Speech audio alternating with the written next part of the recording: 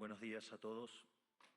Hello, everyone. How much has changed in such a short time? A year ago I stood here in front of you in solitude and told some truths about the state of the Western world that were received with some surprise and amazement by much of the Western political, economic and media establishment. And I must admit that, in some sense, I understand it. A president of a country that, as a result of systematic economic failure for more than 100 years, as a result of having taken weak positions in major global conflicts, and as a result of having closed us to trade, had lost practically all international relevance over the years. A president of that country stands on this stage and tells the entire world that they are wrong, that they are headed for failure, that the West has gone astray and must be put back on track. A president of that country, Argentina, who was not a politician, who did not have legislative support, who did not have support from governors or businessmen or media groups.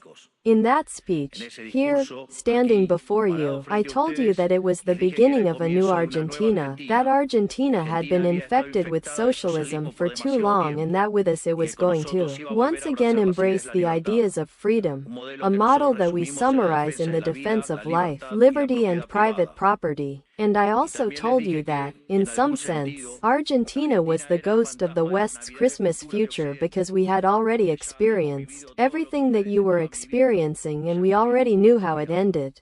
A year later, I must say that I no longer feel so alone. I don't feel so alone because the world has embraced Argentina. Argentina has become a world example of fiscal responsibility, of commitment to our obligations, of how to end the problem of inflation and also of a new way of doing politics, which consists of telling the truth to people's faces and trusting that people will understand. I also don't feel alone because throughout this year I have been able to find companions in this fight for the ideas of freedom in all corners of the planet. From the wonderful Elon Musk to the fierce Italian lady, my dear friend, Giorgia Meloni, from Bukele in El Salvador to Viktor Orban in Hungary, from Benjamin Netanyahu in Israel to Donald Trump in the United States. Slowly an international alliance has been formed of all those nations that want to be free and that believe in the ideas of freedom. And slowly, what seemed like an absolute global hegemony of the woke left in politics, in educational institutions, in the media, in supranational organizations or in forums like Davos, has been cracking and hope is beginning to be glimpsed for the ideas of freedom.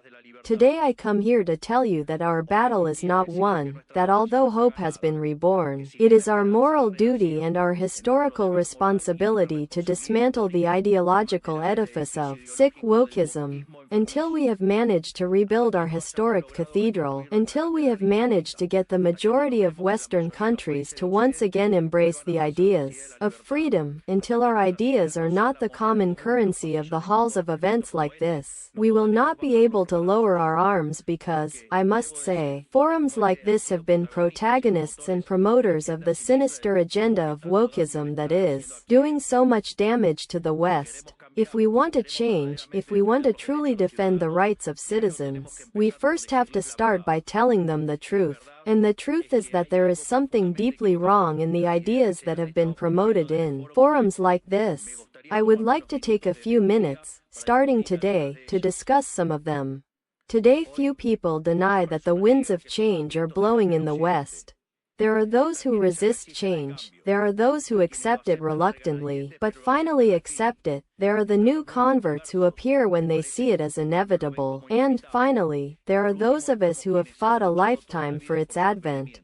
Each of you will know which group you recognize yourself in. There is surely a little of each in this auditorium, but you will all recognize, surely, that the time of change is knocking at the door. Moments of historical change have a particularity. They are times where the formulas that were in force for decades become exhausted. The ways considered unique of doing things stop making sense, and what for many were unquestionable truths are, finally, called into question. These are times where the rules are rewritten, and therefore they are times that reward those who have the courage to take risks. But much of the free world still prefers the comfort of the known, even if it is the wrong path, and insists on applying the recipes for failure.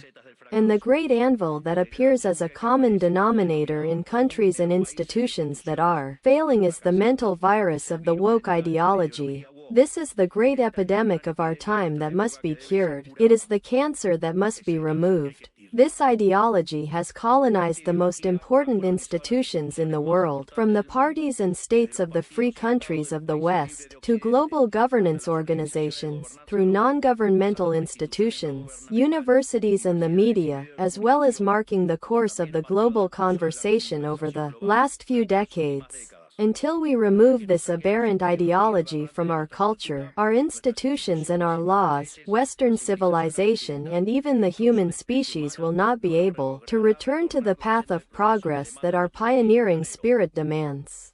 It is essential to break these ideological chains if we want to step into a new golden era.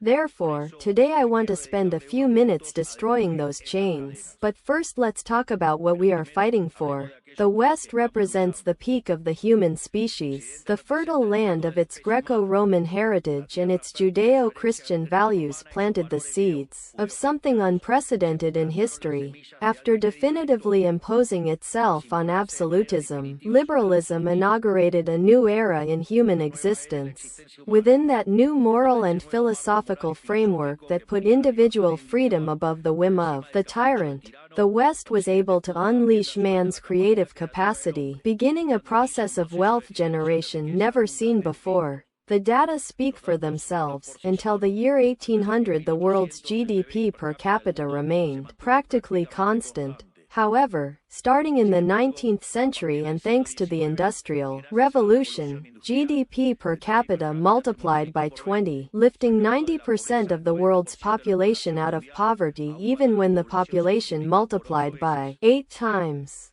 This was only possible thanks to a convergence of fundamental values, respect for life, liberty and property that made free trade, freedom of expression, freedom of religion and the rest of the pillars of Western civilization possible.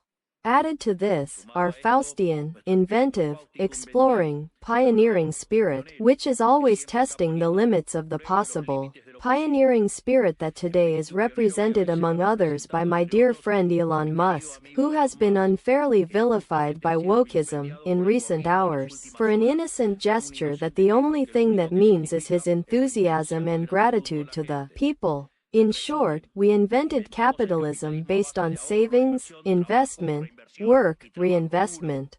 We achieved that each worker could multiply their productivity by 10, by 100 or even by 1,000, thus defeating the Malthusian trap. However, at some point in the 20th century we lost our way and the liberal principles that had made us free and prosperous were betrayed. A new political class, protected by collectivist ideologies, and taking advantage of moments of crisis, saw a perfect opportunity to accumulate power. All the wealth created by capitalism up to that moment and in the future would be redistributed under some centralized planning scheme, where the kickoff to a process whose dire consequences we are suffering today. Pushing a socialist agenda, but insidiously operating within the liberal paradigm, this new political class distorted the values of liberalism. Thus, they replaced freedom with liberation, using the coercive power of the state to distribute the wealth created by capitalism. Its justification was the sinister, unjust and aberrant idea of social justice, complemented by Marxist theoretical frameworks whose purpose was to free the individual from his needs. And at the core of this new scheme of values, the fundamental premise of equality before the law is not enough, since there are hidden injustices that must be rectified, which represents a gold mine for bureaucrats with aspirations of omnipotence. This is what wokeism fundamentally consists of. It is the result of the inversion of Western values. Each of the pillars of our civilization was changed by a distorted version of itself by introducing various mechanisms extremes of its cultural version. From the negative rights to life, liberty and property, we moved to an artificially infinite number of positive rights. First it was education, then housing and, from there, ridiculous things like internet access, soccer, television, theater, aesthetic treatments and countless other desires that were transformed into fundamental human rights, rights that, of course, someone has to pay for. And they can only be guaranteed through the infinite expansion of the aberrant state. In other words, from the concept of freedom as the fundamental protection of the individual against the intervention of the tyrant, we move to the concept of liberation through the intervention of the state. On this basis, wokeism was built, a unique regime of thought, supported by different institutions whose purpose is to penalize dissent, feminism, diversity, inclusion, equity, immigration, abortion, environmentalism, gender ideology, among others, are heads of the same creature whose purpose is to justify the advance of the state through the appropriation and distortion of noble causes. Let's look at some. Radical feminism is a distortion of the concept of equality, and even in its most benevolent version it is redundant, since equality before the law already exists in the West. Everything else is a search for privilege, which is what radical feminism really aims for, pitting one half of the population against the other when they should be on the same side. We even reached the point of normalizing that in many supposedly civilized countries, if one kills a woman it is called femicide, and that carries a more serious penalty than if one kills a man just because of the sex of the victim, legalizing, in fact, that a woman's life is worth more than a man's, raising the flag of the gender pay gap. But when one looks at the data it is evident that there is no inequality for the same task, but rather that the majority of men tend toward better paying professions than the majority of women. However, they do not complain that most prisoners are men, nor that most plumbers are men, nor that most victims of robbery or murder are men, and not to mention the majority of people who died in wars. But if one raises these questions, from the media or even from these forums, we are branded as misogynists just for defending an elementary principle of modern democracy, and the rule of law, which is equality before the law and data. Wokeism, furthermore, manifests itself in sinister radical environmentalism and the climate change flag. Preserving our planet for future generations is a matter of common sense. No one wants to live in a landfill. But again, wokeism managed to pervert that elementary idea of preserving the environment for the enjoyment of human beings. We moved to a fanatical environmentalism where human beings are a cancer that must be eliminated, and economic development is little less than a crime against nature. However, when one argues that the Earth has already had 5 cycles of sudden temperature changes and that in 4 of them man did not even exist, we are branded as flat earthers to discredit our ideas, regardless of whether science and data are on our side. It is no coincidence that these same people are the main promoters of the bloody and murderous agenda of abortion, an agenda designed from the Malthusian premises that overpopulation will destroy the earth and, therefore, we must implement some mechanism of population control. In fact, this has already been adopted to the extent that today on the planet the rate of population growth is beginning to become a problem. What a task they set themselves with these abortion aberrations. From these forums the LGBT agenda is promoted, wanting to impose on us that women are men and men are women only if that is how they perceive themselves, and say nothing about when a man disguises himself as a woman and kills his rival in a boxing ring, or when a prisoner claims to be a woman and ends up raping every woman who crosses his path in prison. Without going any further, a few weeks ago the case of 2 homosexual Americans made headlines around the world who, raising the flag of sexual diversity, were sentenced to 100 years in prison for abusing and filming their adopted children for more than 2 years.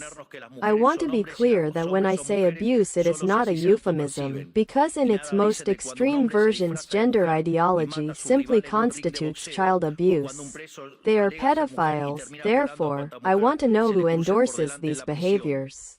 They are irreversibly harming healthy children through hormonal treatments and mutilations, as if a child under 5 years old could consent to such a thing. And if it happens that his family does not agree, there will always be state agents willing to intercede in favor of what they call the interest of the minor. Believe me, the scandalous experiments carried out today in the name of this criminal ideology will be condemned and compared to those that occurred during the darkest times in our history. And covering this multitude of abject practices is the eternal victimhood, always ready to launch accusations of homophobia or transphobia and other inventions whose sole purpose is to try to silence those who denounce this scandal in which national and international authorities are complicit. On the other hand, in our companies, public institutions and universities, merit was left aside by the doctrine of diversity, which implies a regression towards the nobility systems of yesteryear. Quotas are invented for as many minorities as politicians can think of, and all they do is undermine the excellence of these institutions. Wokeism has also distorted the cause of immigration. The free movement of goods and people are at the foundations of liberalism. We know it well. Argentina and the United States and many other countries became great because of those immigrants who left their lands of origin in search of new opportunities. However, from trying to attract foreign talent to promote development, we have moved on to mass immigration motivated not by national interest but by guilt. Since the West is the supposed cause of all the evils of history, it must redeem itself by opening its borders to the entire world, necessarily culminating in a reverse colonization, which resembles collective suicide. This is what we see today in the images of hordes of immigrants abusing, raping or killing European citizens who only committed the sin of not having adhered to a particular religion. But when one questions these situations, they are branded racist, xenophobic or Nazi. Wokeism has penetrated so deeply into our societies, promoted by institutions like this, that the very idea of sex has even been questioned through the disastrous gender ideology. This has led to even greater state intervention through absurd legislation such as the state having to finance million-dollar hormones and surgeries to comply with the self-perception of certain individuals. Only today are we seeing the effects of an entire generation that mutilated their bodies, promoted by a culture of sexual relativity that will have to spend their entire lives in psychiatric treatments to face what they did to themselves. But no one says anything about these issues. Not only that, they have also subjected the vast majority to being slaves to the mistaken self-perceptions of a tiny majority and, furthermore, wokeism seeks to kidnap our future. Because by dominating the chairs of the most prestigious universities in the world, it is training the elites of our countries to challenge and deny the culture, ideas and values that made us great, further damaging our social fabric. What do we have left for the future if we are teaching our young people to feel shame about our past? All of this was incubated and developed in an increasingly noticeable way during the last decades. After the fall of the Berlin Wall, curiously, the free countries began to self-destruct when they ran out of adversaries to defeat. Peace made us weak, we were defeated by our own complacency. All these and other aberrations, which due to time constraints we cannot list, are those that threaten the West today and are, unfortunately, the beliefs that institutions like this one have promoted for 40 years. Nobody can pretend to be innocent here. They have worshipped for decades a sinister and murderous ideology as if it were a golden calf, and they have moved heaven and earth to impose it on humanity. This same organization and also the most influential supranational organizations have been the ideologues of this barbarism. Multilateral credit organizations have been an extortionate arm, and many national states, and in particular the European Union, have been and are an armed arm. Or perhaps in the United Kingdom today they are not imprisoning citizens for revealing aberrant, truly horrific crimes committed by Muslim migrants that the government wants to hide. Or perhaps the bureaucrats in Brussels did not suspend Romania's elections simply because they did not like which party had won. Faced with each of these discussions, wokeism tries to discredit those who question these things, first by labeling us and then censoring us. If we are white, it must be racist. If you are a man, you must be a misogynist or a member of the patriarchy. If you are rich, you must be a cruel capitalist. If you are heterosexual, you must be heteronormative, homophobic or transphobic. For each question they have a label, which they then try to censor by de facto or de jure means. Because beneath the discourse of diversity and democracy and tolerance that they say they put forward, what is really hidden is the manifest desire to destroy dissonance, criticism and, in essence, the freedom to continue supporting a model of which they are the main beneficiaries. Or perhaps we don't hear these days how certain important European authorities, quite red, so to speak, openly call for censorship, or that, in reality, there is no censorship, but those who think differently from the woke ideology must be silenced. And what kind of society can result from wokeism? A society that replaced the free exchange of goods and services with the arbitrary distribution of wealth at gunpoint, replaced free communities with forced collectivization, replaced the creative chaos of the market with the sterile and sclerotic order of socialism. A society full of resentment, where there are only two types of people, those who are net payers of taxes on the one hand and those who are beneficiaries of the state on the other.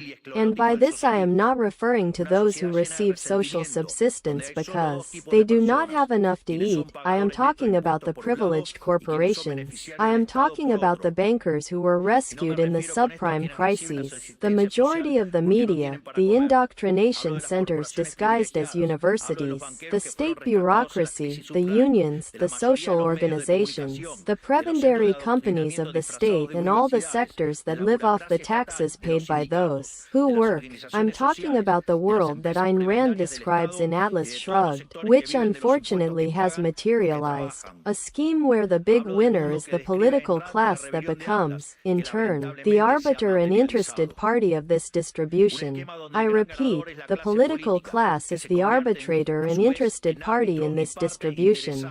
And as always, he who distributes gets the best part. Where, beneath cosmetic differences between the different parties, interests, partners, arrangements and an unalterable commitment are shared that nothing changes. That is why he called them all the state party, a system that hides behind right-thinking discourse where, according to them, the market fails and they are in charge of solving these failures with regulations, force and bureaucracy. But there are no market failures. I repeat it again, there are no market failures. Since the market is a mechanism of social cooperation where property rights are voluntarily exchanged, the alleged market failure is a contradiction on its own terms.